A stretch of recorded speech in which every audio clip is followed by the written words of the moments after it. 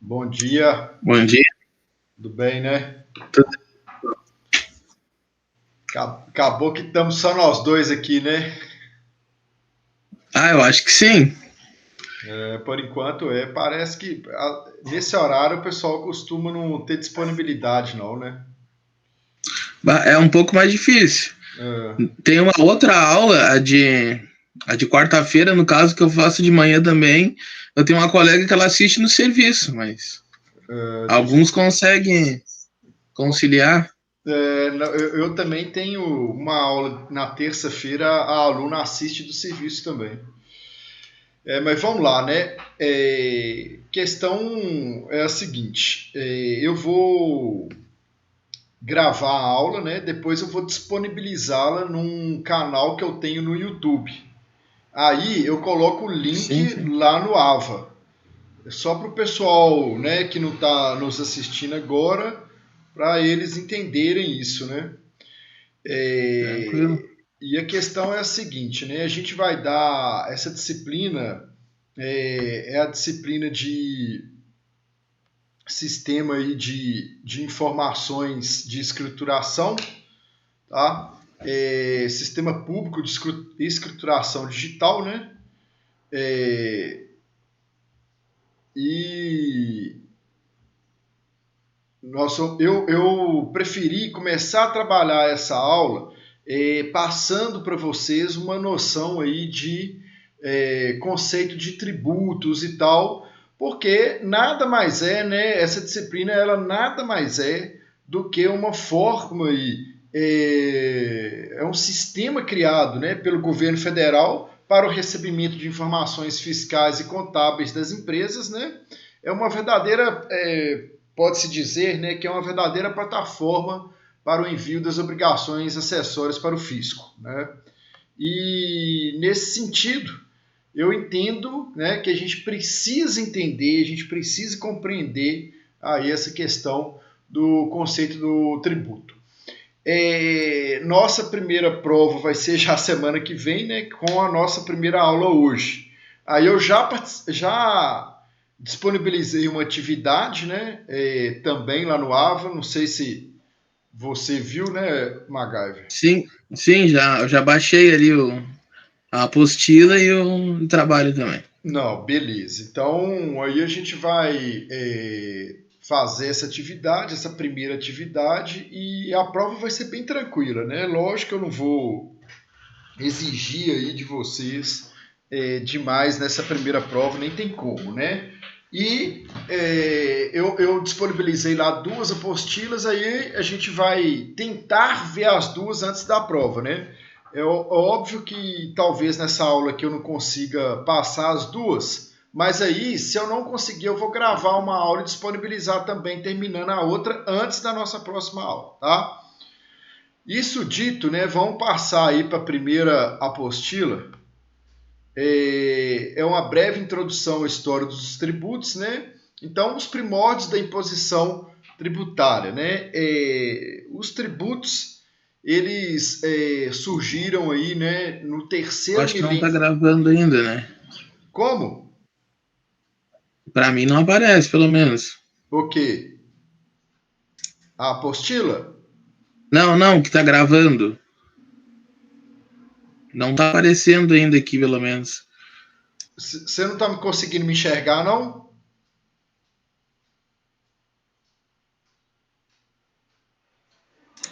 Não, enxergar tô, só não, acho que não tá gravando só, né? Ah, não, é porque eu gravo num programa aqui. Tá, desculpa. Eu gravo no OBS. Tá. Achei que você gravava pelo Meet mesmo. Não, no Meet aqui no meu não disponibiliza a opção gravação, não. Mas eu gravo por um programa que chama OBS, tá? Então vamos lá. Os primórdios da imposição tributária, né? O mais antigo sistema de tributação conhecido remonta ao terceiro milênio antes de Cristo, né? E foi descoberto ricamente documentado em blocos de argila, né? Durante uma escavação arqueológica realizada em Lagash. Lagash é uma cidade localizada no Oriente Médio, né, entre os rios Tigres e Eufrates, no sudoeste do atual Iraque, né, e pertencente ao antigo Império Sumeriano, né. Então, como que era feita essa cobrança de tributos antigamente, né? Ela era feita de forma coercitiva, né? Ou seja, por intermédio do uso da força, com coletores de tributos apreendendo bens e mercadorias de residência em residência, né? Aí tem aí até uma observação, né? Não é à toa que em Lagache se deu a primeira rebelião civil, né? De que se tem notícia.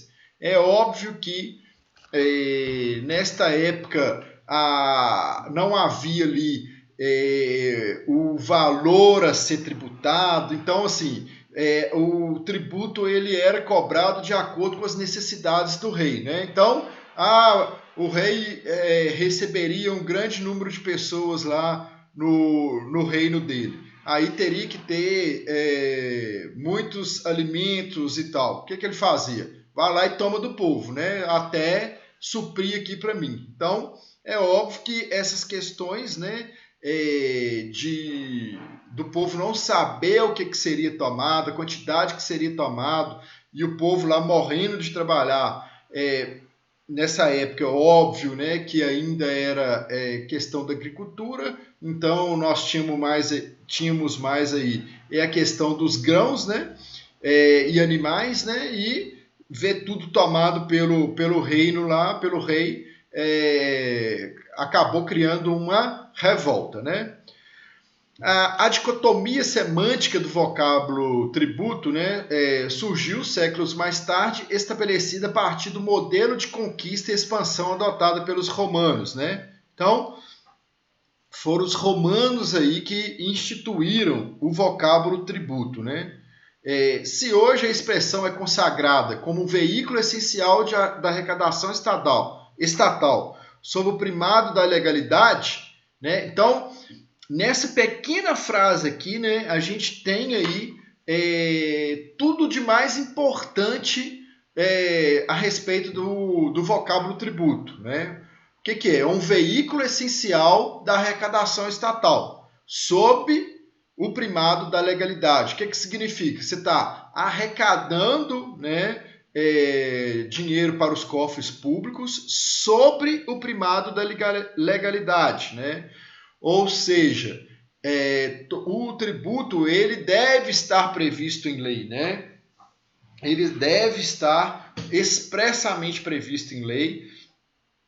A sua forma de arrecadação, a porcentagem que vai ser arrecadada, né? A destinação daquele tributo. Então, tudo isso deve estar sobre o primado da legalidade. Tá? Os romanos também, né, implicava, na época dos romanos, o tributo, todavia, ele não era visto dessa forma, né, sob o primado da legalidade.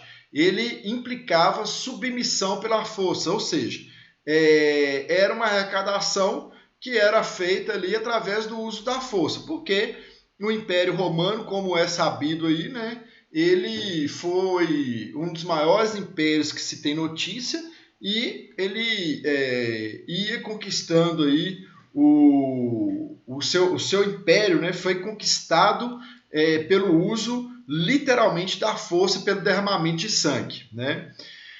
E o uso da força ele tem apenas efeito temporário, porque é óbvio que ninguém gosta de ser escravizado, né? Submetido, submisso, né? A um outro povo. E é claro que quem está ali nessa condição de submissão acaba por criar condições, né? Tramar ali condições de sair dessa situação, né? E é impossível governar uma nação que deve ser reconquistada eternamente, né? Por quê? Sempre vai ter guerra, briga. Então chega uma hora que o dominador ele não consegue mais impor ali a sua força, né? Beleza. Em seguida, aí, a gente tem o primeiro sistema de tributação organizado, também no Oriente Médio, né, no Egito. Né? Então, no Antigo Egito, a imposição tributária ficava a cargo de agentes administrativos denominados escribas, né? Então, esses escribas eram cobradores de impostos, né? Os escribas determinavam aquilo que deveria ser plantado, forneciam por vezes as sementes necessárias e mantinham acurados registros de tudo, né? Para garantir que a parte do faraó fosse corretamente debatida, faziam-se presentes no momento da colheita e impunham severas penalidades no caso de perdas, né? Então, esse primeiro sistema aí, de tributação organizado que se tem notícia, né, que foi lá no Egito, qual que era, mais uma vez, né, voltado aí para essa questão da agricultura. Então, qual que foi? Eles procuraram se organizar em que sentido, né? Vamos, né, dar por um exemplo, né? Eles precisavam preponderantemente do trigo, do arroz, do feijão e do milho, né? Então, o que eles faziam? Fulano vai plantar tanto de arroz, ciclano tanto de feijão, né? Eu não sei quem vai plantar tanto de milho. Para quê? Para ter um equilíbrio, né? Para não, por exemplo, ter só um tipo de alimento, né?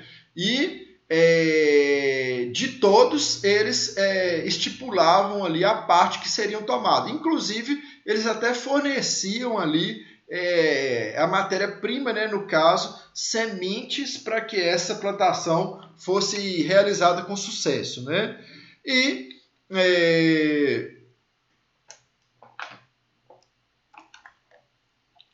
como foi dito aí, eles anotavam tudo, né, detalhadamente para no dia da colheita eles chegarem lá e saber. Então, Alisson vai plantar arroz, né? MacGyver vai plantar feijão. 40% do arroz que a Alisson plantar vai ser para o faraó. 50% do feijão que o MacGyver plantar vai ser para o faraó. Então, quando chegava ali naquela época da colheita, como eles tinham tudo anotado, eles já faziam ali essa separação, né, do que era de quem, tá? Essa prática, com o tempo, né, todavia, levou ao colapso do Império Egípcio, tendo em vista a corrupção da burocracia, em especial no que tange à colheita de impostos, né? Os poucos registros históricos do período se apresentaram como textos ficcionais, apropriadamente denominadas lamentações, nos quais se sugere que a tributação no Egito chegou ao absurdo de desconsiderar o nível de inundação do Nilo, circunstância que sempre serviu de elemento balizador da arrecadação, né? O desrespeito sistemático a tal regra, espécie de ancestral do princípio da capacidade contributiva, culminou com a derrocada do sistema tributário egípcio e seu inevitável fracasso enquanto modelo estatal. Então, o que significa isso, né? O que ele está querendo dizer aqui, né? É óbvio que a gente está lidando aqui com seres humanos, né? Então, o ser humano sempre pensa, em regra, nele primeiro. Então, o que acontecia? O pessoal que estava ali na linha de frente da coleta, provavelmente, né, o que eles estavam fazendo? Você vai, 60% da sua plantação vai ser para o faraó. Mas, na verdade, eles estavam falando com o faraó lá, outra conversa, né? Eles estavam falando, daquela colheita ali, 40% eu pedi para o senhor, né? Pedi para você. E ficava com 20% ali pro coletor de impostos, né? Esses 20% que sobrava. Só que, para chegar nesses números, eles estavam exigindo demais de quem plantava, né? Que hoje um princípio basilar do direito tributário é essa questão da capacidade contributiva, né? Ou seja, não adianta, igual no nosso país, né? No nosso país, eles uma das maiores cargas tributárias do mundo, né? O que acontece? As empresas não dão conta, né? A grande sonegação, justamente porque fere esse princípio aí da capacidade contributiva. Às vezes, se o governo cobrasse menos impostos, ele receberia até mais do que cobrando o tanto que eles cobram, porque o pessoal ia falar assim, não vou sonegar, né? Eu vou pagar, porque o que eles estão me cobrando é justo, e todo mundo pagaria, consequentemente arrecadaria o mesmo tanto, né? Mas eles faziam isso, eles exploravam a mesma coisa, por exemplo, de um carro que a carga é de 100 quilos, você querer colocar 200 quilos, né? Então, se a pessoa tem ali capacidade de pagar 20% do salário mínimo de imposto mensalmente, não adianta você querer cobrar 50%, né? Por quê? O que ele vai fazer? Ele vai tentar criar meios, né, de sonegar esses 30% a mais da capacidade contributiva dele, tá? Então é nesse sentido aí. Depois nós temos o sistema ateniense, né? Já é Atenas, já é Europa, né? Europa ocidental, né? Grécia, que é o berço da civilização ocidental moderna, né? Das ciências e da filosofia. Aí os tributos já representaram um papel menor, né? Os atenienses possuíam um tributo para utilização em tempos de guerra, chamado espiroa. É lógico, né, gente? Por que um tributo para utilização em tempo de guerra? É claro que na guerra surge ali uma necessidade maior de tributação, né?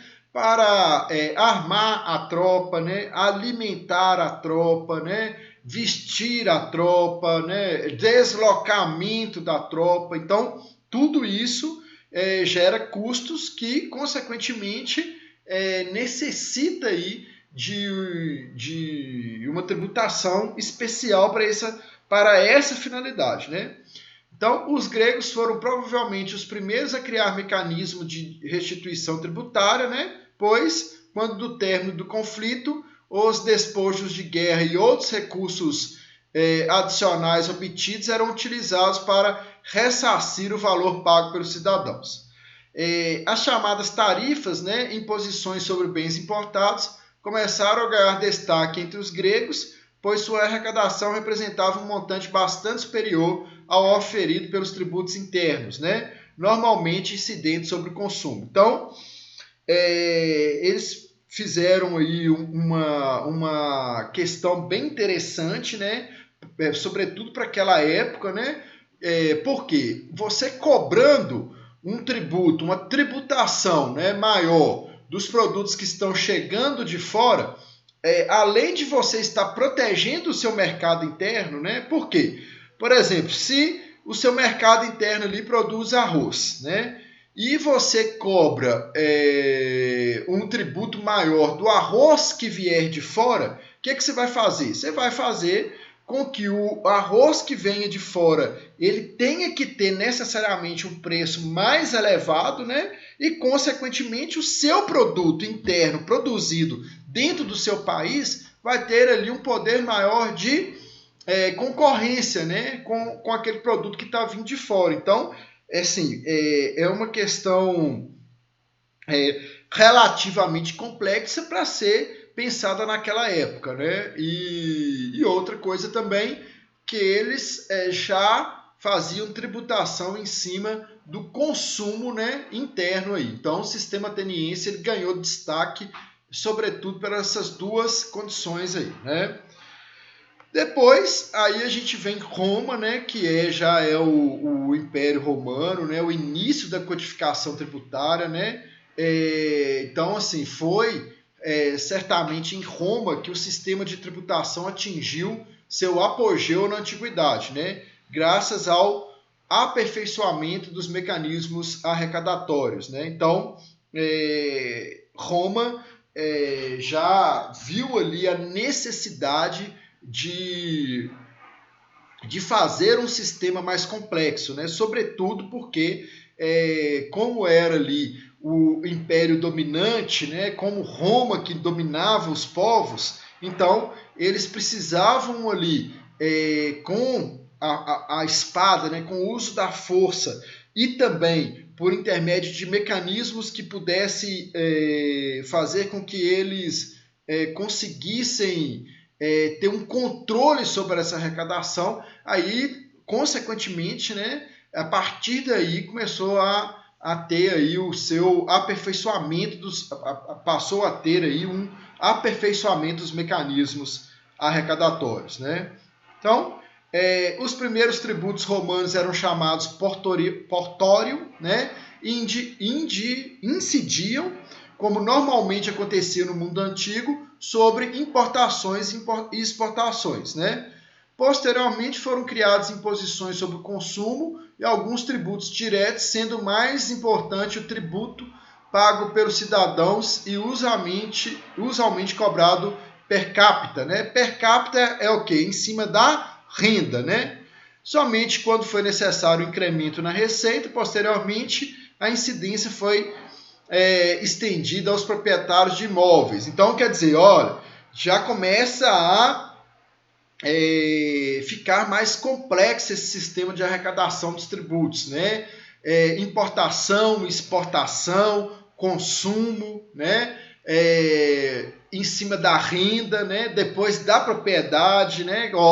Pessoa tem propriedade, vão cobrar um tributo aí em cima dessas terras, né? Então, foi começando a enxergar todas essas possibilidades de arrecadação, né? Durante o governo do Júlio César, havia um imposto geral sobre consumo, cuja alíquota era de 1%, o chamado Sentencina Rerum Venalium, né?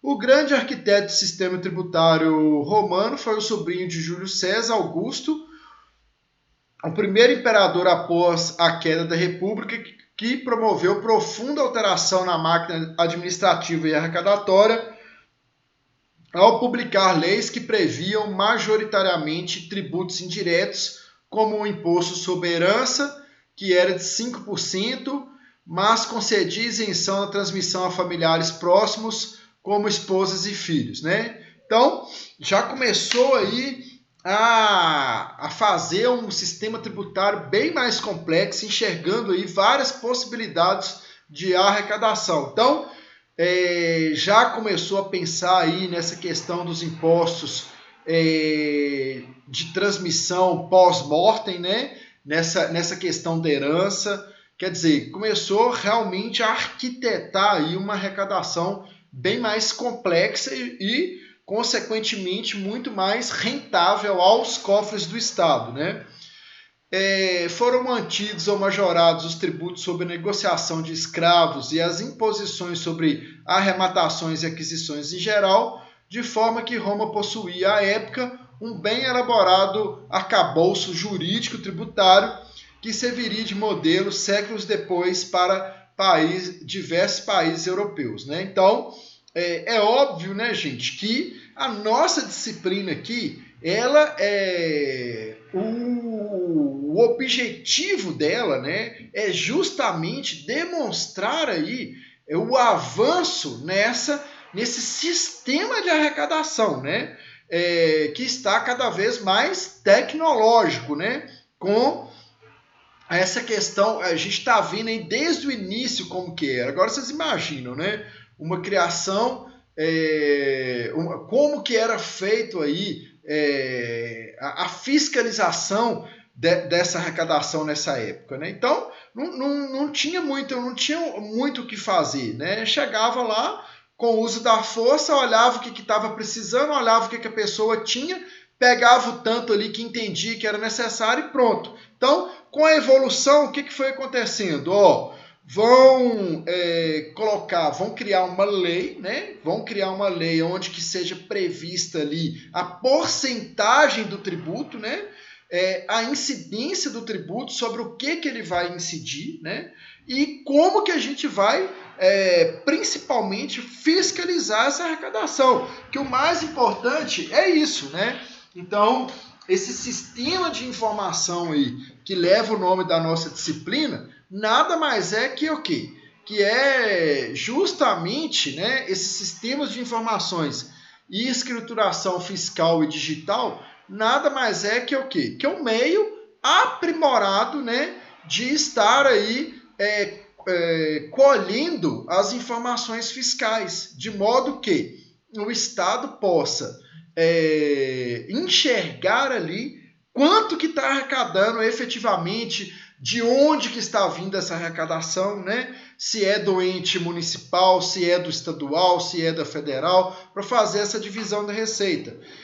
Isso é importante? É óbvio que é importante, né, gente? Por quê?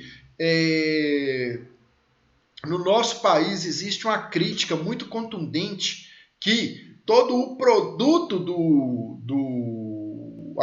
não é todo não, né? Mas a grande parte do produto da arrecadação de tributos fica em poder da União, né? E o cidadão, nós efetivamente vivemos onde? No município, né? Então, o certo, o correto seria haver uma divisão maior aí, de modo que os municípios ficassem com uma fatia maior desse bolo, né? Mas, obviamente que para ficar até chegar a esse ponto de ficar com a fatia maior do bolo, a gente tem que aprimorar o nosso sistema de arrecadação, sobretudo essas informações, para saber quanto que o município efetivamente arrecadou, né? Para falar assim, vão deixar tanto com o município aí, né? Para eles efetivamente terem mais autonomia aí com sua política pública e de investimento, saber, tanto vai para a educação, tanto vai para a saúde, tá? Então, beleza. Vamos dar aí, então, continuidade à apostila, né? Estima-se que no auge do Império, a arrecadação tributária em Roma correspondesse a 10% do seu produto interno bruto, né? Valor que, para os dias atuais, revela-se bastante modesto, né? Para se ter uma ideia, olha aí, no Brasil, a carga tributária corresponde a quase 34%, né? 33,58%, gente. É muito alta, né? Do PIB, né? Do Produto Interno Bruto, né? É óbvio que a gente está falando aqui de de uma das maiores cargas tributárias do mundo, tá? A religião, aí também é importante, né, gente? É dita por muitos como outra das possíveis origens do fenômeno tributário, pois a reconciliação espiritual com os deuses e os ritos da morte eram usualmente acompanhados de oferendas, né? Então, era comum, né, gente? É muito comum as pessoas fazerem, até hoje, né, gente? Fazer aí uma adoração, falar, se o senhor me conceder isso, eu vou pagar tanto, né? Eu vou te dar aí, eu vou comprar não sei o que para a igreja. Tem muita gente que faz assim, né? Eu tenho até uma amiga que uma vez me falou uma coisa, eu falei, gente, às vezes eu fico pensando, né? A pessoa vai na igreja evangélica e tal, e algumas igrejas evangélicas, né? O pastor fala lá, né? Não é possível que você não tem 10 reais para dar para Deus, né? Tipo assim, tentando até constranger a pessoa ali, né? Para a pessoa... por quê? Se você fala dessa forma, né? Você não tem 10 reais, aí, tipo assim, de modo que dá a entender que, tipo assim, que você é tão pobre que você não tem 10 reais no bolso. Acaba que você fica constrangido com a pessoa que está do seu lado e acaba que você tira os seus dezão do bolso ali e coloca na sacolinha, né? Eu estou falando aqui igreja evangélica, gente, igreja católica também vive de arrecadação do povo, né? Não estou fazendo distinção, não. Todas as igrejas aí têm finalidade de arrecadação de dinheiro, tá? Mas aí ela falou comigo, essa amiga minha falou assim, mas você tem que pensar o seguinte, a pessoa às vezes dá o dinheiro, dá alguma coisa ali, querendo receber alguma coisa em troca também. Porque pensa assim, porque o pastor fala, se você der tanto para a igreja, quanto mais você der, mais bênçãos você vai ter. Então, a pessoa está com interesse também, né? É nesse sentido aí que era antigamente, tá? Então, as pessoas faziam ali promessas, né? Para Deus, se eu conseguir isso, eu vou pagar tanto. Então, acabou que a igreja contribuiu também para essa questão aí do sistema tributário, tá? Beleza. Então, dando continuidade aí, né? Porque a gente não tá podendo refrescar, né? O período medieval, durante a Idade Média e por um lapso de aproximadamente 1000 anos, né? As formas de tributação variaram de acordo com cada região. Na Europa, as modalidades de imposição incluíam impostos sobre a terra, votações, heranças e pedágios, além de taxas e multas variadas, né? Sobre a influência do feudalismo, surgido no século IX, né? A cobrança de tributos passou a ser feita por reis, nobres e até mesmo membros da igreja, né? Mais uma vez a igreja aí. Os primeiros exigiam impostos sobre suas terras, taxas relativas à importação e exportação de produtos, bem assim diversas obrigações decorrentes de serviços devidos por seus vasalos, né? Regra geral, os nobres e religiosos eram isentos da imposição real, de forma que o ônus da tributação recaiu integralmente sobre os camponeses. Ou seja, né, gente, olha que absurdo, né? Que é também uma crítica muito contundente aqui no nosso Brasil, né?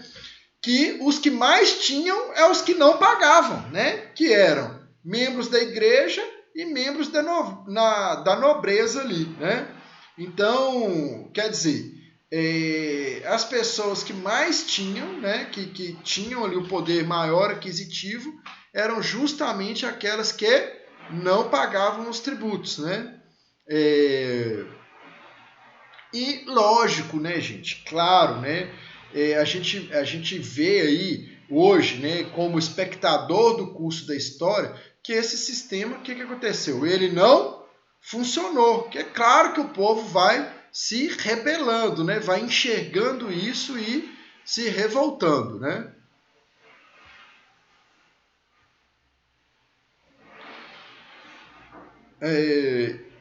E negava também a participação da Igreja Católica na cobrança de tributos, além da exigência de pedágios, taxas e multas diversas. A Igreja determinava que seus bispos e arcebispos efetuassem pagamentos diretamente a Roma, né?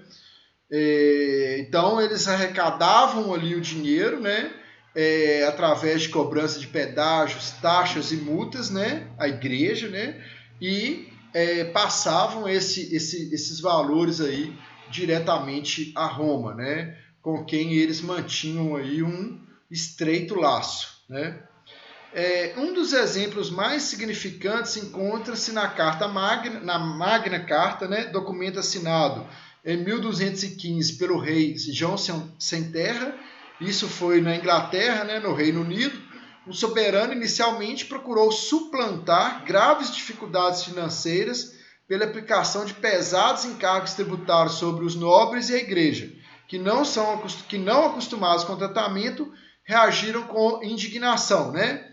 Como resultado desse conflito, o rei foi forçado a assinar a Magna Carta, que instituiu, entre outras coisas, né, uma cláusula de consentimento comum, por meio do qual os barões adquiriram o poder de opinar nas questões tributárias. Então, o que aconteceu, gente? Olha que absurdo, né? Como foi visto aí, os que mais tinham não pagavam impostos, né? E chegou um momento lá na Inglaterra que o rei João Sem Terra, ele falou assim, não, gente, isso está errado. Eu vou instituir impostos aqui para a nobreza e para a igreja. E o que aconteceu? Né? Ele, obviamente, foi aí vítima da indignação desse pessoal, né? Que provavelmente deve ter falado, ó, você recua aí, você abaixa o seu facho, porque senão a gente vai te depor e vai ficar ruim para você, né? E acabou que o rei teve que ceder e ele marcou ali uma... O que aconteceu? Ele teve que assinar ali um documento falando que a partir de então essas questões tributárias não seriam exclusividade da nobreza, né? Que teria que ter a participação prévia, né? Da nobreza, dos reis, do rei, quer dizer, que teria que ter participação prévia da nobreza e da igreja, né? Para quê? Justamente para eles opinarem ali favoravelmente a eles próprios, né? Lógico, né? Então é muito difícil, né, gente?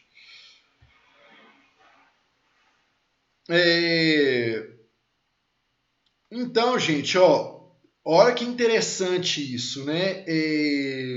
Apesar de suas normas estarem em desuso, a Magna Carta foi um divisor de águas e possui um valor histórico e simbólico incalculável, né? Pois serviu de base à elaboração dos princípios constitucionais modernos. Não? Então, gente, qual que foi as consequências, né, dessa Magna Carta aí na perspectiva tributária histórica, né, gente? Foi de suma importância. Por quê? A partir disso aí, acabou que essa questão foi uma faca de dois gumes, né? Que, como o rei, ele falou assim, ó, vocês vão ter que pagar impostos, né? Todos vão ter que pagar, tanto os camponeses, né, a classe operária, quanto a nobreza e o clero vão ter que pagar os impostos. Aí, o que a nobreza e o clero falou? Não, então beleza, né? A gente não quer pagar, não, mas já que a gente tem que pagar, então a gente tem que decidir as regras de como a gente vai pagar, né? Então, a partir daí, o que aconteceu? Né? Nós vamos definir aqui, né, que todos os tributos têm que ter previsão legal, né? Que os tributos têm que ter aí o índice de porcentagem que a gente vai contribuir é 5%, é 1%, é 2%, né? O tempo que a gente vai ter que contribuir é uma vez por ano, é 2 vezes por ano, a partir desse tipo de negócio. Então, essa Magna Carta ela teve um valor histórico na perspectiva tributária muito importante, muito interessante, tá? É isso que eu quero que vocês tenham em mente aí, sobretudo nessa primeira parte da nossa aula, né? Tá bom?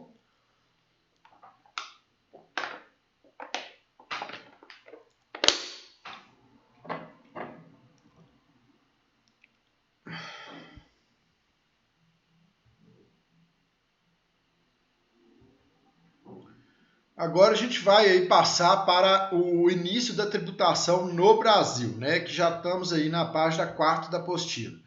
O início da tributação no Brasil, né? Didaticamente, podemos dividir a administração fazendária do Brasil colônia em 5 etapas, né? Primeira fase, né? Marca o início da proteção aos interesses portugueses no Brasil, né?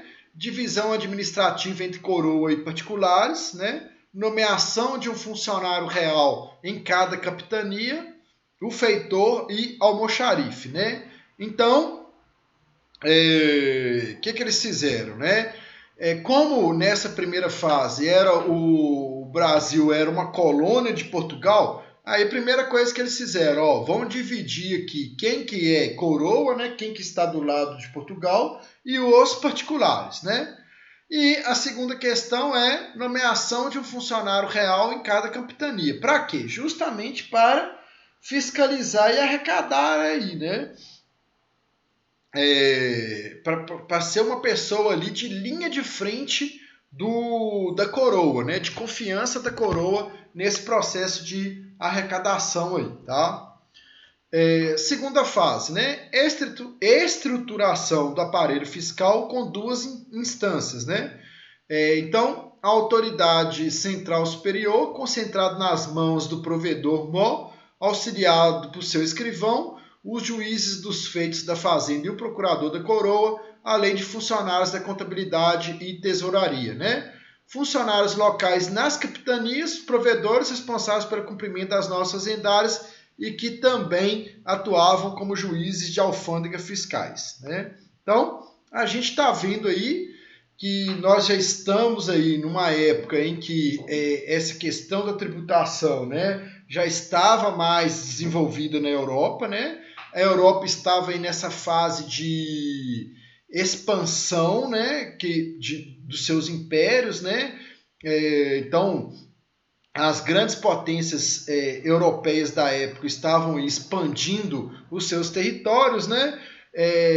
Nos continentes no continente africano, no continente aqui da América do Sul.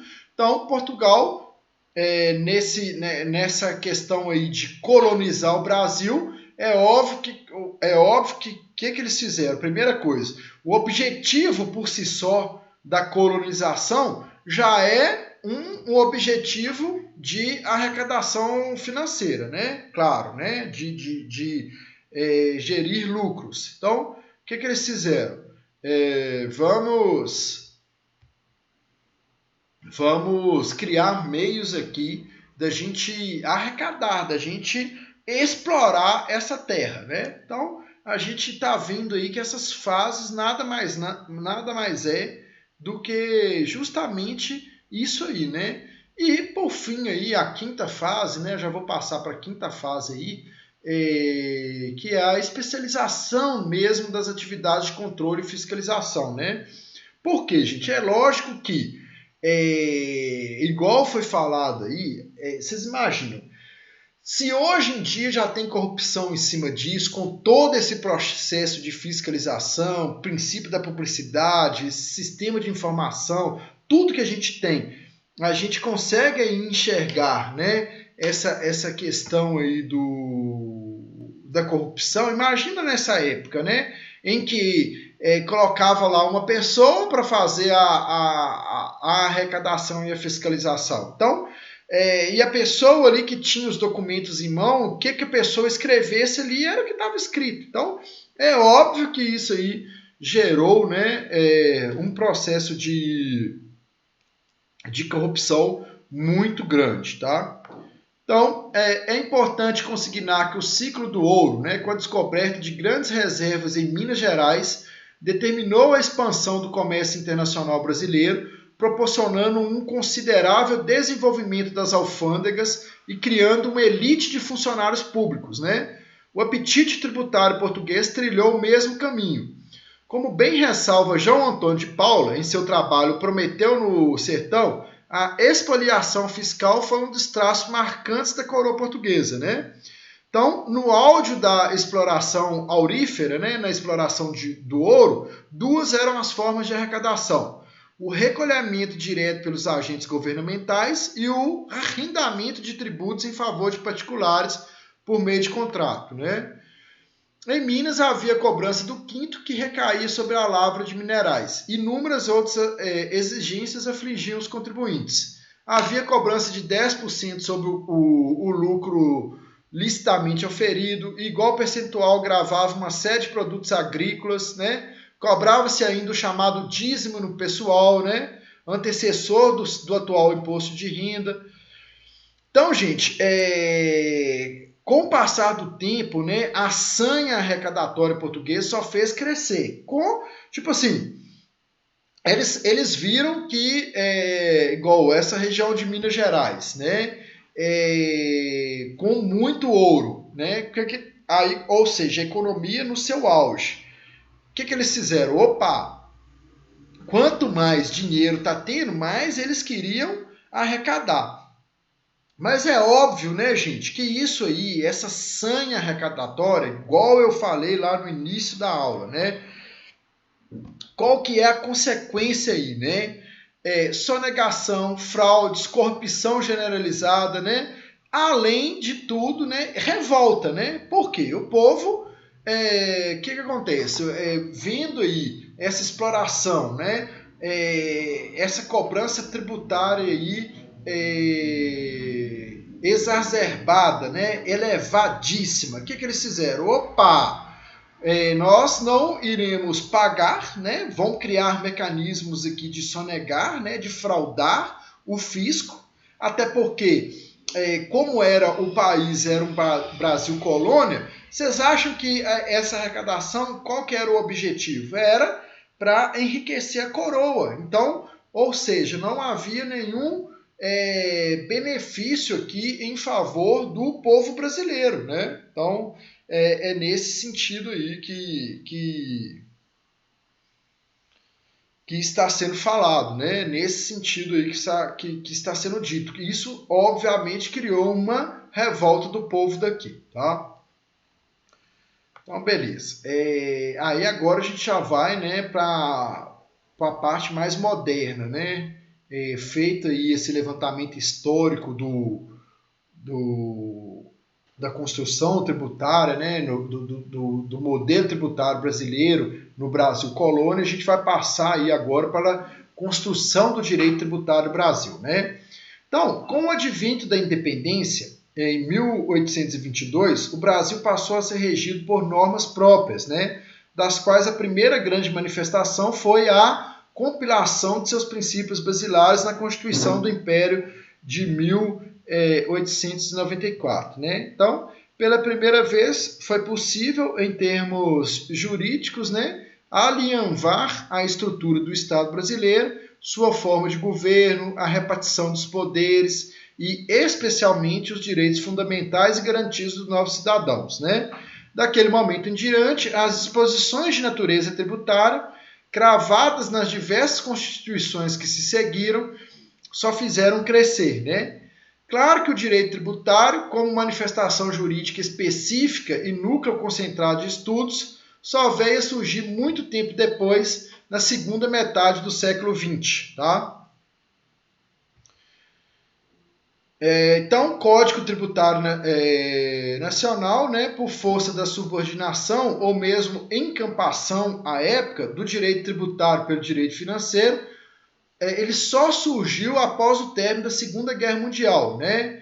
Ele só começa a ser aí discutido após o término da Segunda Guerra Mundial. Por quê, gente? No princípio, né, havia aí um atrelamento, né, muito grande entre direito financeiro e direito tributário. Então, o direito tributário era como se fosse aí uma parte do direito financeiro.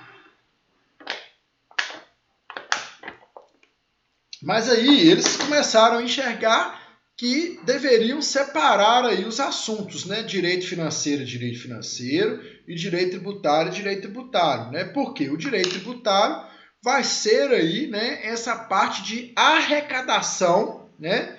Que depois o direito financeiro vai dar destinação a esse valor que foi arrecadado com os tributos, né? Mas primeiro a gente tem que arrecadar, para depois a gente ver aí com o que a gente vai gastar, né?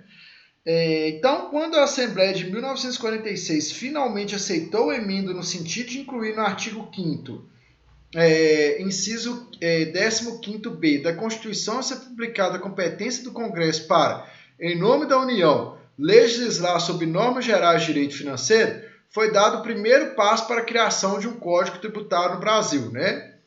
E, em 1965, por força da Emenda Constitucional número 18, foi finalmente criado o Sistema Tributário Nacional em extensos 27 artigos, verdadeira certidão de nascimento do direito tributário no Brasil. Todo esforço para a redação e aprovação da Emenda Constitucional de número 18 de 1965, almejava um claro propósito, né? Qual que era?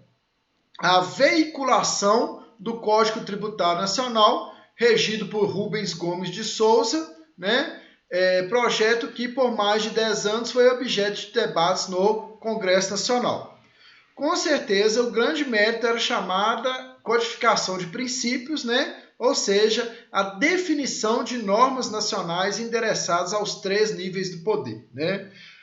Então, gente, no surgimento aí do Código Tributário Nacional, qual que foi o grande objetivo aí dos seus criadores? Vão criar aqui os princípios gerais do direito tributário, né? Por quê? Estes princípios irão aí incidir sobre toda a legislação tributária posterior, né? E é óbvio, gente, assim, tá certo, né? Isso aí é o correto mesmo, tá? Então, o paradigma previsto pela Constituição de 1946 permitiu a veiculação do Código Tributário Nacional como lei ordinária, né? Que ingressou no direito positivo brasileiro em 25 de outubro de 1966, tá? A partir de então, o Código Tributário Nacional, formalmente produzido como lei ordinária, né, gente? Estou dando ênfase para essa lei ordinária aí, porque depois a gente vai ver que ele foi recepcionado como lei complementar, né?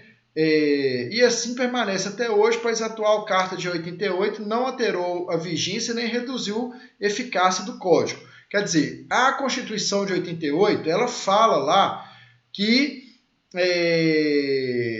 o Código, a matéria tributária, ela tem que ser criada através de lei complementar, que é uma lei com um sistema mais rígido do que a lei ordinária, né?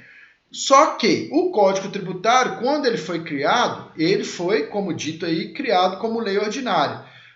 Ou seja, quando veio a Constituição de 1988, a Constituição ela acolheu, né, o Código Tributário, mas não como lei ordinária, e sim como lei complementar. Isso aí é só uma questão aí técnica jurídica, né? Mas é importante porque isso é cobrado em provas aí de concursos, né? Sobretudo quando envolve questões de direito tributário, tá? Aí nós vamos parar aqui na página 8 vamos fazer um pequeno intervalo aí, né, MacGyver? Para a gente tomar uma água, ir no banheiro. Tá dando para entender aí? Tá tranquilo, MacGyver? Tá mesmo? Sim, sim, tá de boa, professor. Não, então tá bom. Tranquilo. Então, beleza. Depois você dá uma lida aí também, né? Quem, quem for assistir a aula gravada também, gente, dê uma lida no material, né? E vão tentar criar aí, MacGyver, um grupo de WhatsApp pra gente, para essa disciplina, né? Porque eu não sei se você tem contato aí com outros alunos, né? Mas se você tiver. Você está falando de qual cidade? Você é de qual cidade? Eu sou, na verdade, do Rio Grande do Sul, né? Ah. Eu moro aqui no litoral, Mostardas, mas eu Uhum. estudo ali em Osório, no caso, né? Ah, tá. Na, na unidade de Osório. E Osório é perto aí da onde que da sua cidade? Dá em torno de uns 160 quilômetros, mais ou menos. Uai, não é pertinho assim não, uai. E a sua cidade aí É, é litoral? litoral. Ela fica, digamos assim, ó, 12 quilômetros do mar, digamos, para a direita, e a esquerda fica 12 quilômetros da Lagoa dos Patos ali, sabe? Fica bem no. Ah, tá. Eu já ouvi Para falar. observar no mapa, tem um bracinho no Rio Grande do Sul ali, uma faixa de terra, né? É bem naquele. Então você tá na verdade, no norte do Rio Grande do Sul, nordeste, né? Como é que eu vou dizer? Não, noroeste. É noroeste ou nordeste? Nordeste, ué. É nordeste. Você tá na Vai divisa agora. com Santa Catarina, mais ou menos? Não, Não é não, um pouco muito. mais para baixo. Pouco mais para baixo. Um pouco mais para baixo. É mais ou menos nordeste mesmo. Não, bacana, beleza. Então tá, aí são 9h30 e a gente volta 9h50, tá? Vamos fazer um intervalo aí de 20 Beleza, minutinhos. então. Então tá, até mais. Tranquilo, até mais.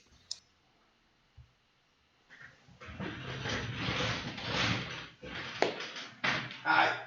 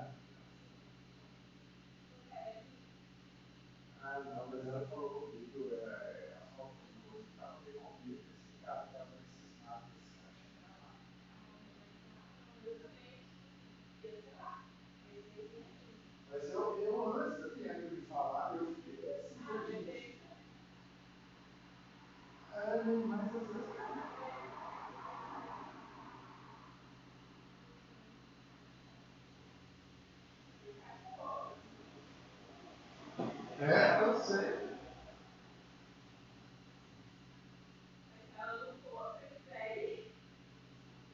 Oi? É, vou pensar. E eu que vai fazer isso.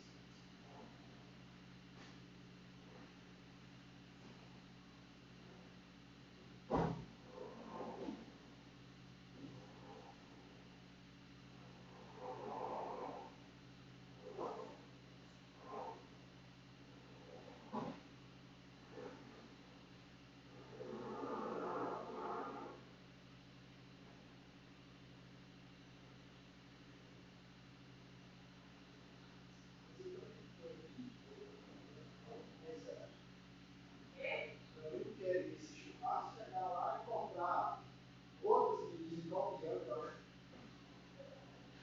Ai, você não vai comprar outros meninos. Sabe quem vai estar lá? Vai ser minha tia. A sei que você quer minha tia. Minha tia é solteira. Mas eu acho que você não vai ficar, não. É minha tia, eu, Rosana, Ana Paula.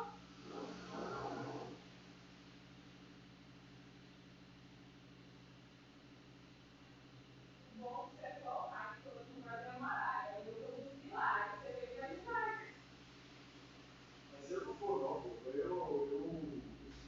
Semana que vem, vai dar as provas de setembro. Aqui o tanto pronto que eu fiquei elaborado, né?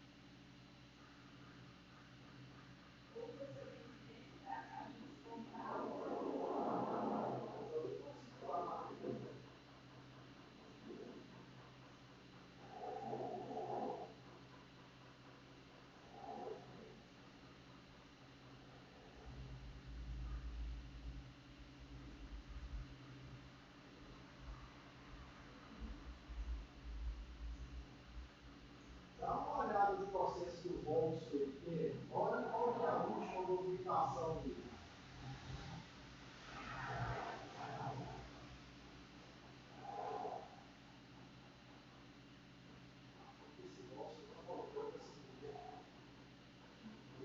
Eu tenho um sexto sentido que eu vou te falar.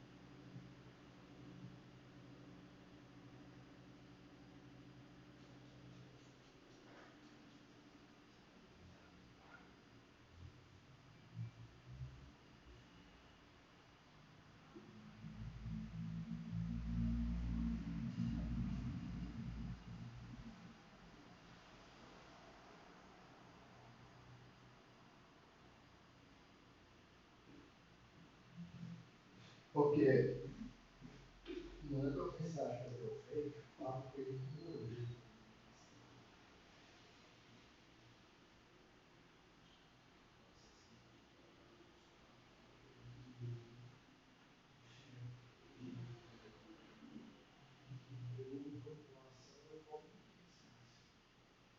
Tá?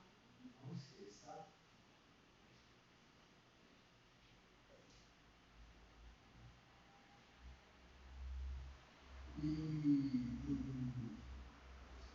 A Deus tem que marcar a gravação, assim, 7 horas da manhã, entendeu? Ó, 7 horas da manhã.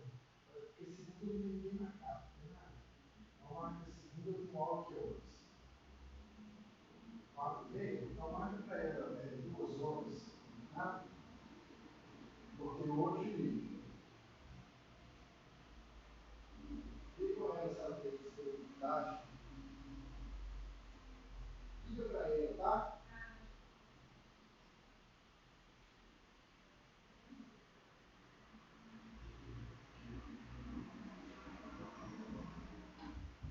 Você fala para ela o que eu falei, para não se achar de não, para a gente resolver isso. Aí se ela for vir, você me fala direitinho, que aí a gente vai conversar as coisas e tal, e segunda você vai vir todo salto e tal. Porque eu tenho isso tudo difícil. Eu te falei. Mas não ficar todo dia não, pode jogar agora.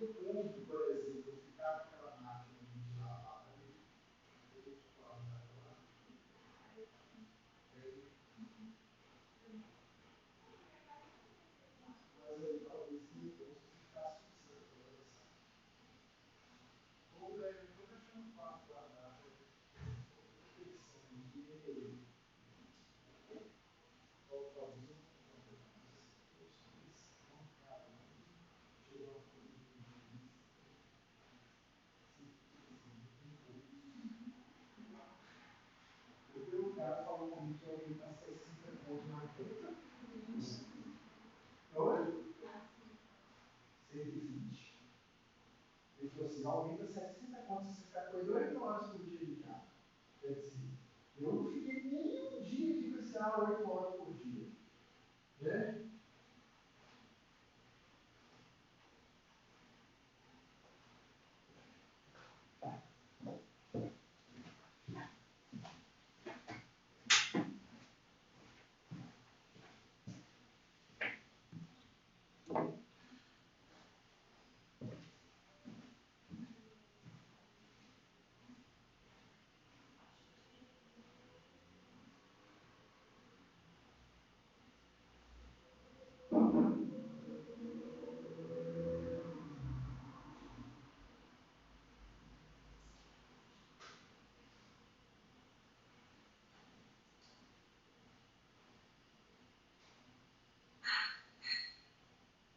Aqui dentro eu estou fora.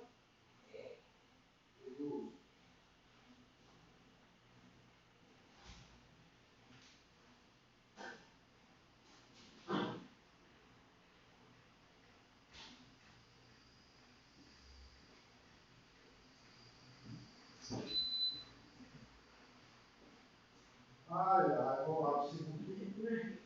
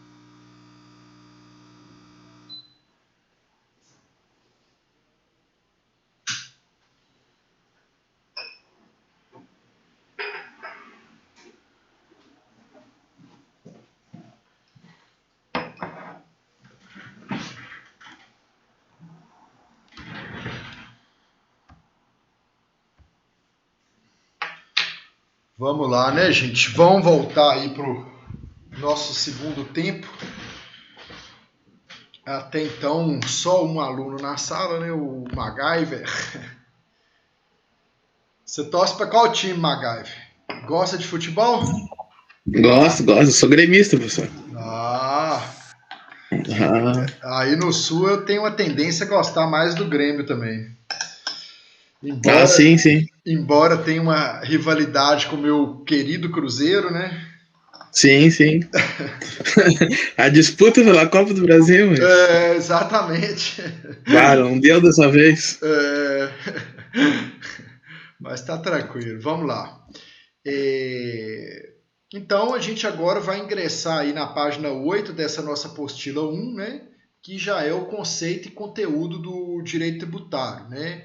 Só para, igual eu disse aí, né, no início, eu estou passando aqui alguns pontos, né, que eu entendo que são necessários para a gente entender a disciplina como um todo, tá, gente? Aí a gente está vendo aí alguns pontos do direito tributário para justamente a gente ter um entendimento melhor sobre essa questão dos sistemas de informações e escrituração fiscal e digital. Por quê?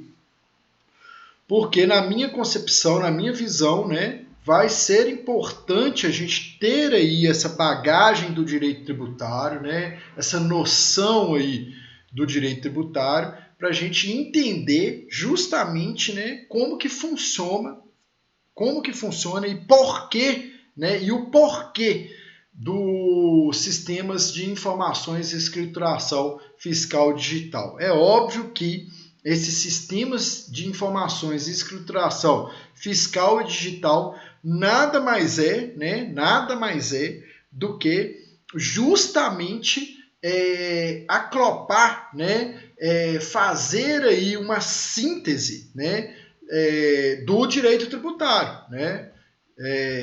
Ou seja, né, é um sistema que é aí criado pelo governo federal justamente para o recebimento de informações fiscais e contábeis das empresas, né?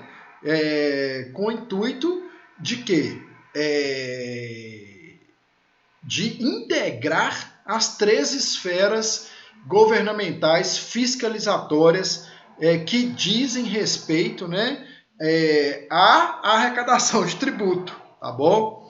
Então é nesse sentido aí. Você já trabalha na área já, MacGyver? Não, a princípio não. Eu Ah, fazia estágio num banco, mas aí eu completei os 2 anos agora em janeiro e no momento eu tô só nos estudos. entendi. Você fez estágio em qual banco? No Brasil? Não, eu fiz aqui no do estado mesmo, do Banrisul, Ah, tá. Banco do Estado aqui. Entendi. Não, bacana. Não, beleza. Então tá. Então vamos lá.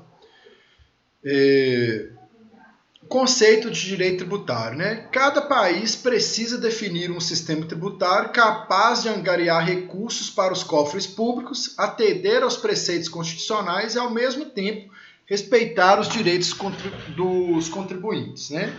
Então, gente, é muito interessante aí, ó, porque o direito tributário ele tem essa contrapartida, né? É óbvio que nenhum Estado vive sem arrecadação, né? Precisa da arrecadação para justamente aí garantir, né, atender aos preceitos constitucionais. E quais que seriam esses principais preceitos constitucionais aí, né? Saúde, educação, lazer, previdência. Então, tudo isso aí, os estados, eles precisam de quê? De verba, né? Para estarem dando essa contrapartida para o cidadão. Por outro lado, né, como também aí foi dito no início da aula, né, gente, não adianta, né,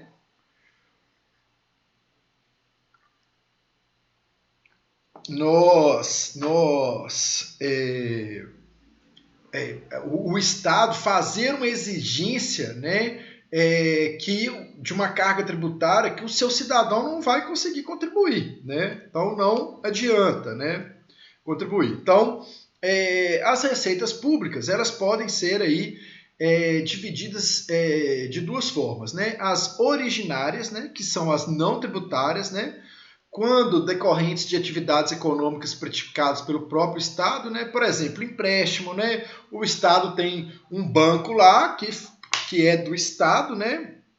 E este banco faz o empréstimo. Esse empréstimo vai, consequentemente, gerar uma receita aí para o próprio Estado, né? Que é dita essa receita originária aí. E as derivadas, que são as de natureza tributária, que dizem respeito aqui à nossa disciplina, né?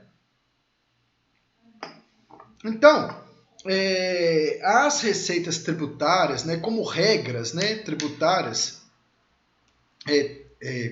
como as regras tributárias têm por objetivo retirar parcelas do patrimônio das pessoas e transferi-las para os cofres públicos, né, surge a necessidade de subordinação jurídica, né, por meio da qual se manifesta o chamado poder de tributar. Então, é evidente que as pessoas têm interesse em realizar aí os mais diversos negócios na esfera privada, embora não tenham, em princípio, a intenção de recolher tributos ou abrir mão de seu patrimônio em razão dessas necessidades, né? Então, para disciplinar essa evidente tensão entre o direito público e o direito privado, lógico, né, gente? Vocês imaginam, se eu vou abrir, por exemplo, um restaurante, você acha que eu vou querer pagar imposto? Né? Eu vou querer, quem abre um negócio quer primordialmente ter lucro, né? Só lucro, não quer caçar pagar imposto, não. É óbvio, né? Aí cria-se uma tensão aí entre essa questão do interesse privado, né, da pessoa em ter o seu próprio negócio e, através dele, ter lucro, e, por outro lado, tem um interesse público aí, igual foi dito aí, em arrecadar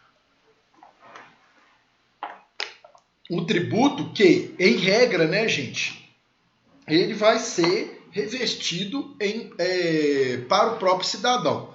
Eu me lembro, né, de uma oportunidade que eu estive em Amsterdã, na Holanda, e conversando lá com um brasileiro que trabalhava no hotel que eu fiquei hospedado. Aí nós estávamos conversando lá, eu perguntei para ele quanto tempo que ele estava lá, ele já tinha muitos anos e tal, e ele falou comigo, olha, e eu falei com ele, você não tem vontade de voltar para o Brasil, não? Ele falou, não, de jeito nenhum, eu estou muito satisfeito aqui e tal. E ele falou assim, eu vou te falar, aqui na Holanda, a gente paga uma carga tributária aqui de quase 50% daquilo que a gente ganha, né? E ele falou comigo assim, e eu vou te falar, eu nunca paguei um tributo tão satisfeito igual eu pago aqui. Por quê? Aí eu falei, não, mas por que 50% é muito alto e tal? Ele virou para mim e falou assim, por causa do retorno, né? O retorno que eu tenho com a carga tributária que me é cobrada é muito boa. Ele falou, eu vim para cá, aí quando eu me estabilizei aqui, que tinha uns 5 anos que eu estava aqui, eu trouxe meus filhos, e os meus filhos estavam pequenos, né? E eu coloquei eles na escola e tal. O Estado pagou para eles professor de inglês, para eles se adaptarem aqui e tal. As estradas são muito boas, o sistema de saúde público aqui funciona e tal. Então, assim, o cara só elogiou. Quer dizer, se nós, né, aqui no nosso país, se nós pagássemos essa elevada carga tributária e tivéssemos retorno, né? Por exemplo, se quando você precisasse de um médico, você fosse ao hospital e ali, hospital público, né? Se você tivesse um bom atendimento, um atendimento de qualidade ali, rápido e tudo, é óbvio que você não iria reclamar, gente. Que nós até poderíamos reclamar, mas seria numa dosagem bem menor, é óbvio, né? Então, a gente tem que... essa questão, essa tensão entre carga tributária e direito privado, sobretudo no nosso país, ela é muito decorrente da má prestação de serviço público, né? Por quê? Aqui, por exemplo, a gente vê aí, quem que tem um patrimônio maior, que mora numa casa melhor e tal, tem que ter cerca elétrica na casa, às vezes tem que morar no condomínio, tem que ter um porteiro ali 24 horas, né? Quem não tem condições de pagar uma escola, estuda em escola pública de péssima qualidade, que muitas vezes aí a biblioteca tem livros ali que são antiguíssimos, né? Quando tem biblioteca, às vezes não tem nem merenda ali. Então, assim, tudo no nosso país, que se você for pensar para ter em qualidade, ou você paga, ou você usufrui de um serviço público de péssima qualidade, né? As estradas, em regra, são as que não são privatizadas aí, que não tem pedágio, né? São péssimas. Então, assim, por isso que, consequentemente, a gente reclama. E reclamamos com razão, né?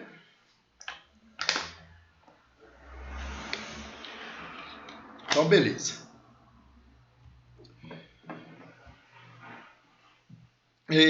Para disciplinar essa evidente tensão entre interesse público e privado, surge o direito tributário com o objetivo de englobar todo o fenômeno da tributação, né? Tarefa não necessariamente relevante para o direito financeiro, mas preocupado com a gestão das receitas públicas, né? Então, é aquilo que eu falei, a diferença entre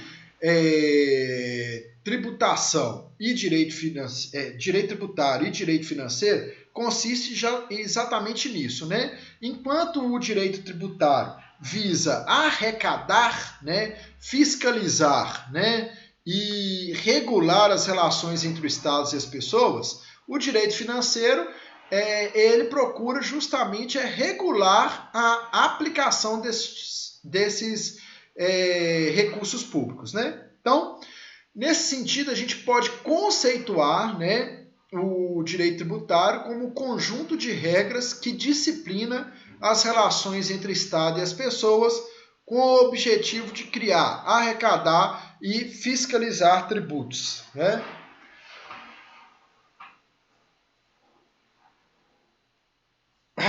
Então vamos lá. Receitas públicas são fontes de recursos em dinheiro para o Estado, né? O direito tributário ele procura aí a atividade arrecadar, fiscalizar e regular as relações entre o Estado e as pessoas, né? Então, entre Estado e os particulares. O direito tributário vai ali em toda a atividade particular, privada, que está sendo exercida ali e vai tributar, né? Quando eu estava no mestrado, teve um professor que falou assim, não vai demorar, eles vão tributar o ar que a gente respira. Aí, na sala do mestrado, né, tem 10 pessoas só, a sala é bem vazia, aí todo mundo riu, né? Aí ele foi e falou assim, gente, quem que imagina, né, que a água seria tributada? A água é um bem público e tal, e quem que imaginou que algum dia a água seria tributada? Ele falou, né, quando foi falado isso aí, há não sei quantos anos atrás, todo mundo deve ter feito igual vocês, rido, né? Achado graça. E ele falou, a tendência é que se tribute o ar que a gente respira, porque o Estado hoje, em todas, né, as nossas relações, ele está presente aí, está regulando, né, está tributando com o intuito de arrecadar, né? Então, assim, você vai comprar um tênis, você paga imposto. Você vai comprar um arroz, você paga imposto. Você vai cortar o cabelo, você está pagando imposto, né? Você chega lá, você perguntar para o cara, aumentou. Aí o cara vai falar com você. Aumentou o valor do corte de cabelo porque aumentou o meu tributo aqui. Ou seja, é uma tributação, né? Então, você vai pagar gasolina, é um tributo. Você vai viajar, tudo é tributo. Né? Todas as nossas atividades, seja lazer, trabalho, você vai comprar um computador para trabalhar, você vai olhar, o computador está caro. Você vai ver por que ele está caro, porque incide nele ali uma carga tributária de 30%. Então, tudo é tributo, né? Então, gente, um bom estudo acerca do direito tributário, né? É lógico que exige conhecer aí as regras previstas no Código Tributário Nacional e cotejá-las com os princípios constitucionais tributários veiculados pela Constituição Federal de 1988. Então, vocês estão aqui no curso de Ciências Contábeis, né? Então, é fundamental que vocês entendam, né? Que vocês tenham aí essa noção do direito tributário, viu, gente? É muito importante, tá? Porque, igual eu tenho falado, né? Eu falei na nossa primeira aula, né? Desse curso, que eu sou professor no curso de planejamento tributário, né?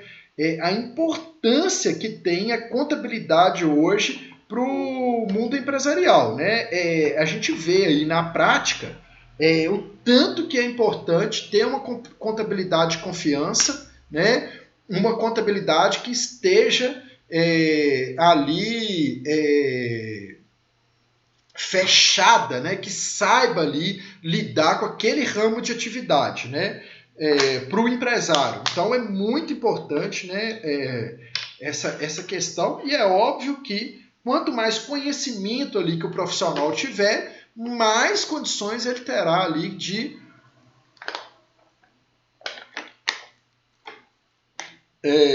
prestar um bom serviço, né?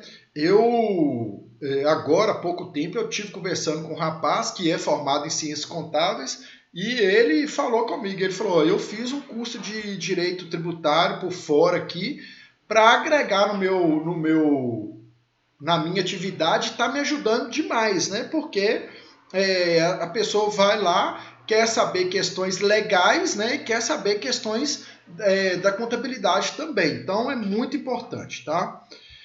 Então vamos lá. Aí agora a gente vai fazer aqui uma relação entre o direito tributário e as demais áreas, né? Aí, jurídicas, né? Então, só para a gente ter essa noção aí disso que eu estou falando aqui, né? Então, direito tributário e direito constitucional, né?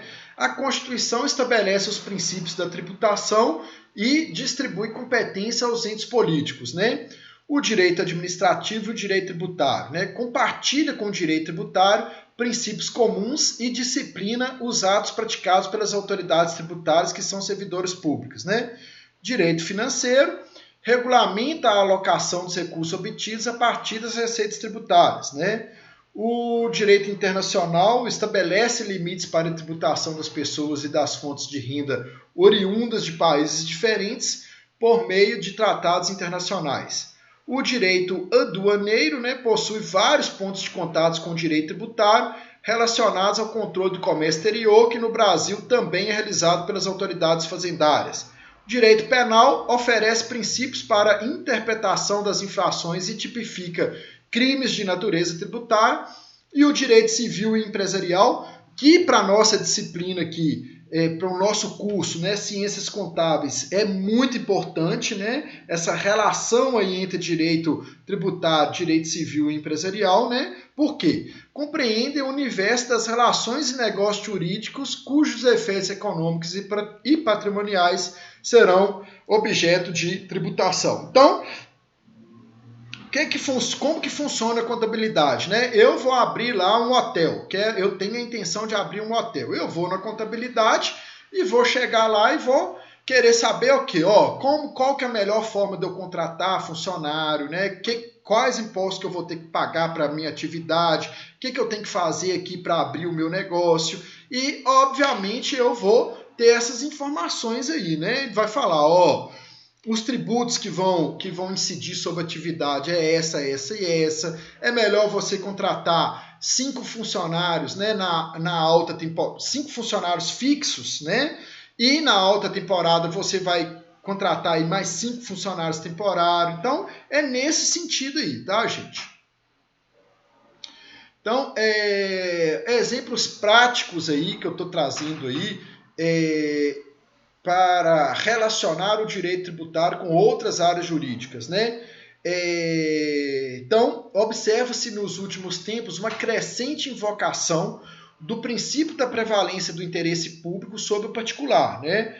Ou mesmo só do interesse público na solução de problemas de direito tributário, tanto materiais como processuais. Então, gente, é óbvio que sempre que tiver ali, de um lado, né, o interesse público com o interesse particular, vai prevalecer ali o interesse público, né? Porque o interesse público ele está representando toda a coletividade, né? Então é nesse sentido aí. Então vamos lá. Aí eu trouxe um exemplo aqui de uma jurisprudência, né, do STJ, né? A presunção de legitimidade do crédito tributário, a supremacia do interesse público e o princípio de que a execução por quantia certa deve ser levada a efeito em benefício do credor justificam a penhora sobre o faturamento no módico percentual de 5% à míngua de outros bens penhoráveis e expropriáveis. Então, isso aqui o que era? Tinha uma empresa, né? Olha como que isso é importante, né, gente? Na perspectiva aqui da contabilidade, né? Vai uma pessoa lá, um empresário, na sua contabilidade, fala assim, olha, eu estou devendo tantos mil de tributo, tá? E eles estão querendo penhorar sobre o valor do meu faturamento. Isso é possível? Sim, é possível, né? Por quê? Porque prevalece o interesse público sobre o particular. O que isso significa? Qual que é a função do tributo? Gente, o tributo, né, teoricamente, a gente sempre tem que falar isso, que no nosso país é só teoricamente. Na prática, a gente não vê isso, né? Mas, teoricamente, o produto do tributo não vai ser usado para toda a coletividade, né? Através ali do serviço público de educação, saúde, previdência e tal. Então, nesse sentido aí, é óbvio que, havendo interesse ali, a pessoa vai chegar e vai falar, não vai penhorar o meu faturamento não, porque eu tenho interesse aqui, eu tenho as minhas despesas para pagar aqui, funcionário, tem que fazer isso, aquilo. Não, pode sim, você está devendo tributo, e nós vamos penhorar sobre o seu faturamento, porque a arrecadação desse dinheiro, desse tributo, né, a aplicação desse tributo vai ser revestida para quem? Para toda a coletividade. E por isso sobrepõe ao seu interesse. Então, é nesse sentido aqui que está sendo essa jurisprudência e esse exemplo, tá? Então, é o princípio da supremacia do interesse público, é característico do regime do direito público e é um dos pilares do denominado regime jurídico administrativo, né? Fundamentando todas as prerrogativas especiais de que dispõe a administração como instrumentos para a consecução dos fins que a Constituição e as leis lhes impõem.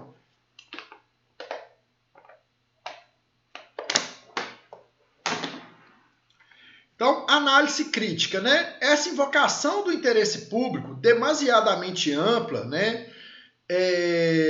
Implica...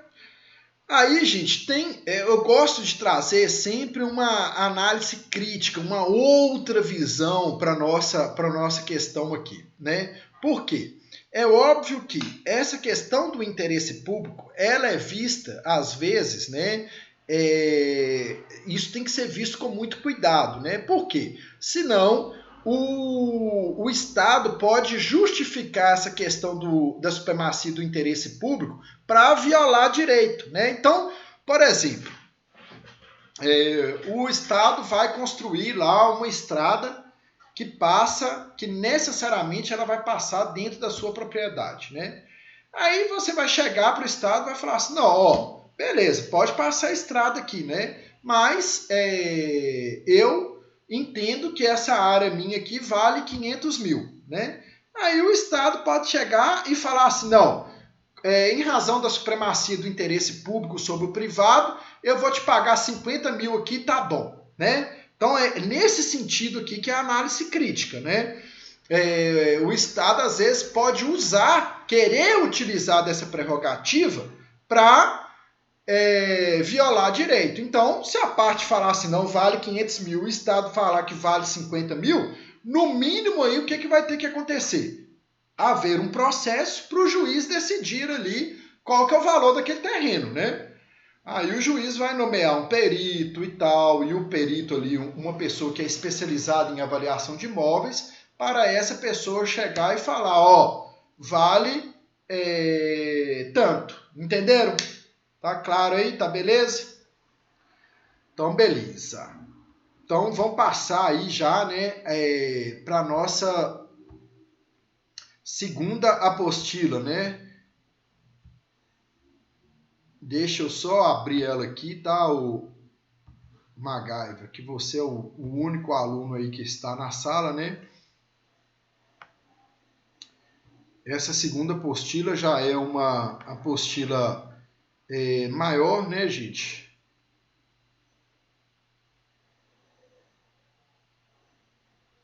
Mais extensa, mas a gente vai ver ela aí de uma forma mais superficial, tá? Eu não vou aprofundar nela demais, não. Então, só para a gente ter uma noção, né, eu torno a repetir isso, a respeito aí dessas questões tributárias que o tributo, né, que vai aí nortear toda a nossa disciplina aí ao longo do semestre, né? Então, qual que é o conceito, né, de tributo, né? Conquanto existam diversas definições doutrinárias de tributo, a mais interessante e completa é justamente aquela formulada pelo artigo 3º do Código Tributário Nacional. Então, a doutrina do direito tributário, né, entende que o melhor conceito da palavra tributo se encontra aí no próprio Código Tributário, no artigo 3º. Então eu vou ler aí, né? Tributo é toda prestação pecuniária compulsória, né, em moeda ou cujo valor nela se possa exprimir, que não constituam sanção de ato ilícito, instituída em lei e cobrada mediante atividade administrativa plenamente vinculada. Tá? Então vamos aí destrinchar aí esse conceito, né? Prestação pecuniária, né, gente? É lógico que é dinheiro, né? Deve ser entendido como conduta, ou seja, o ato de prestar, fornecer algo a determinada pessoa, né? O destinatário do comando será a pessoa física ou jurídica responsável pelo cumprimento tal dever. Então, a grosso modo aí, o que está querendo dizer, né? Tributo é uma prestação pecuniária, dinheiro, compulsória, obrigatória, né? E que não constitua sanção de ato ilícito. Então, por exemplo, se o MacGyver ele passa lá o sinal vermelho, né, da cidade dele e toma uma multa lá, né? Neste caso aí, a multa não, né, quer dizer que é tributo. Muita gente confunde aí os dois institutos. Não, né? Por quê? Ele recebeu essa multa em razão da prática de um ato ilícito. Qual que é o ato ilícito? Um ato contrário à lei que ele praticou. Ele infringiu ali, ele violou ali o sinal vermelho, né? Então, por isso que ele está sendo multado aí, questionado em relação a essa questão, tá?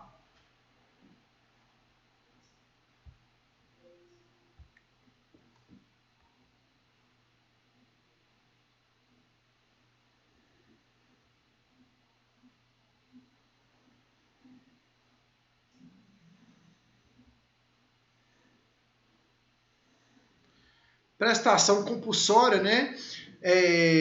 Que significa isso, né? Receita derivada cobrada pelo Estado no uso do seu poder de império, né? Então é dever pagá-lo, é obrigatório. Não, quer dizer que não é voluntário, né? Você é obrigado a pagar. Então, eu já dei um exemplo, né? Que uma vez eu trabalhava no fórum, chegou um rapaz lá e perguntou para mim: eu tenho uma casa e tal, o município está me cobrando IPTU lá, como é que eu resolvo isso? Eu falei: você tem que pagar. Né? Mas eu não concordo e tal, porque eu tenho que pagar IPTU, porque lá onde que eu moro a rua é ruim e tal. Eu falei: tem que pagar, não tem discussão, né? Aí essas outras questões você tem que levar aí ou para um vereador ou judicializar a questão. Agora, pagar o imposto você tem que pagar, porque justamente, né, que é um ato compulsório, obrigatório, não é voluntário. Então, você não vai pagar porque se você quer pagar, que você acha que deve pagar. Você deve pagar porque é obrigatório, né? Prestação não constitui aí sanção de ato ilícito, né? Igual eu falei, o tributo não possui finalidade sancionatória, né? Diz de sanção, né? Visa arrecadar e a intervir em situações sociais e econômicas. A multa, por outro lado, é sanção por ato ilícito. O ideal é que não arrecade, pois visa a coibir ato ilícito, né? Então, o objetivo da multa é coibir aí a prática de ato ilícito, né?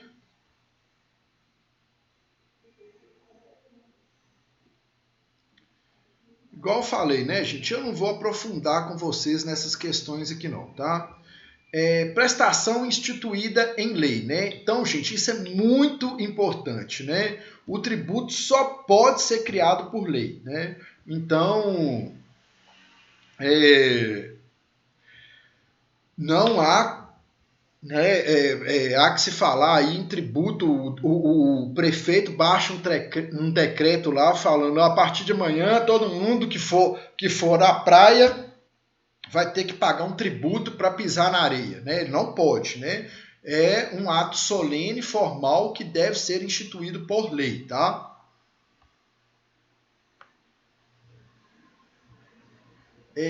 A destinação, né, legal da arrecadação de tributo. Então, gente, não há... isso é muito importante, né? Porque às vezes a gente paga, por exemplo, o IPVA, né, que é o imposto de carro. E a gente anda lá numa estrada cheia de buracos, né? Aí todo mundo fala, não, a gente paga o IPVA e anda numa estrada cheia de buraco. Mas por quê? Não há vinculação ali entre a arrecadação do tributo e aquela destinação ali dele. Por isso que não necessariamente o tributo que seja arrecadado com IPVA, ele deve ir para consertar estradas, tá? É nesse sentido aí que tá sendo isso aqui. Depois nós já estamos na página 6 da apostila, né? Tributos em espécies, né? Aí são várias espécies de tributos, né? Que tem aí tem duas teorias, né, para falar que os tributos são considerados tributos, são impostos, taxas, contribuições de melhoria, empréstimos compulsórios e contribuições especiais, né? E tem uma outra teoria que fala que são considerados os tributos apenas impostos, taxas e contribuições de melhoria, né? Aí fala que nessa tripartição, nessa teoria que entende que só tem esses 3 pontos aí, fala que os empréstimos compulsórios e as contribuições especiais estão dentro aí dos impostos, né? Então, isso aí é só para fins didáticos mesmo, só para vocês entenderem, né?